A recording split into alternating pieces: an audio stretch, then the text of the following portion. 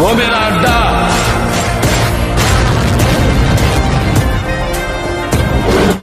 నందమూరి బాలకృష్ణ నటించినటువంటి డాకు మహారాజ్ చిత్రము box office దగ్గర విలయతాండం అయితే సృష్టిస్తుంది.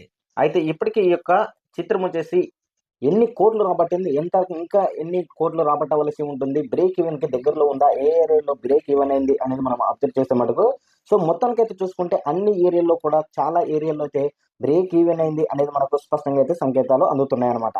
అయితే ఇప్పుడు ఒక విషయం ఏంటంటే మనం మన ఫార్మసీ అనే యూట్యూబ్ ఛానల్ మన ఛానల్లో ప్రమోషన్ చేయడం జరుగుతుంది. ఆ యొక్క ఛానల్ అయితే మీరు చూడండి, కమ్యూనిటీలో కూడా పోస్ట్ చేస్తున్నాము. ఆ యొక్క ఛానల్లో టాబ్లెట్స్కి మెడిసిన్కి సంబంధించి చాలా ఎక్స్ట్రాడినరీ ఇన్ఫర్మేషన్ ఉంటుంది. ఆ యొక్క ఛానల్ అయితే మీరు చూడండి అనేది నా యొక్క అభిప్రాయం. అయితే డాకు మహారాజ్ చిత్రం వచ్చేసి బాక్స్ ఆఫీస్ దగ్గర విలయతాండం సృష్టిస్తున్నటువంటి విధానం మనం గమనించాము.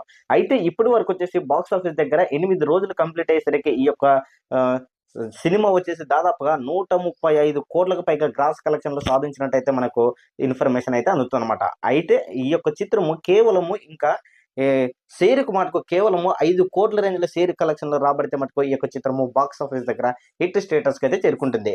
మరి 9వ రోజు కంపల్సరీగా సెకండ్ వీక్లో హోల్డ్ గానే కలెక్షన్లు రాబడుతుంది. కాబట్టి డెఫినెట్లీగా ప్రతిరోజు కూడా 2 నుంచి 3 కోట్ల రేంజ్లో షేర్ కలెక్షన్లు వస్తుంది. కాబట్టి రేపు లేదా ఎల్లుండి ఈ యొక్క చిత్రం వచ్చేసి బ్రేక్ ఈవెన్ కంప్లీట్ చేసుకుని లాభాల బాట అయితే పడుతుంది అనమాట.